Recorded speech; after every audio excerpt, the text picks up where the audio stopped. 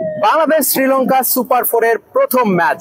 এই ম্যাচে যদি বাংলাদেশ জিতে যায় তাহলে ফাইনালের পথে অনেকটাই এগিয়ে যাবে টিম টাইগার্স।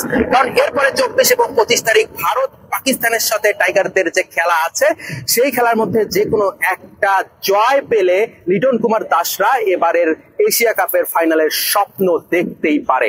এই ম্যাচে অন্তত একটা পরিবর্তন নিয়ে নামবে বাংলাদেশ। গত আফগানিস্তান ম্যাচে পঞ্চম বোলারের অভাবটা হারে হারে টের পেয়েছিল টিম টাইগার্স। শামীম পাটোয়ারি, সাইফ দুজন মিলে 4 ওভার করে 55 রান দিয়েছিল।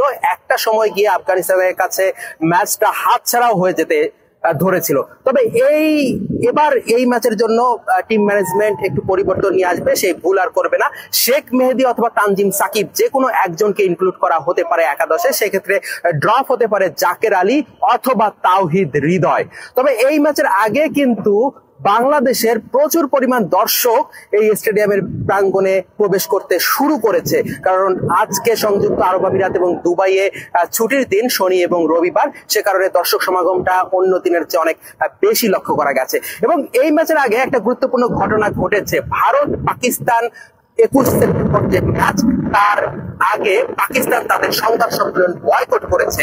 প্রথম গ্রুপ পর্বের যে ম্যাচগুলো হয়েছিল, ভারত পাকিস্তানের গ্রুপ পর্বের ম্যাচে হাত মেলানো নিয়ে যে ঘটনাটা ঘটেছে তার সুরাহা এখনো হয়নি। দুই দেশের মধ্যে উত্তেজনা এখনো বিরাজ করছে এবং তার জের ধরেই কিন্তু পাকিস্তান তাদের সংবাদ সম্মেলন বর্জন করেছে। আগামী 21 সেপ্টেম্বর ভারত পাকিস্তানের ম্যাচে আবার নতুন কোনো ঘটনা ঘটে কিনা সেটা ম্যাচের দিনেই আসলে দেখা যাবে। অনিক জাবের, মাছরাঙা সংবাদ, দুবাই, সংযুক্ত আরব আমিরাত।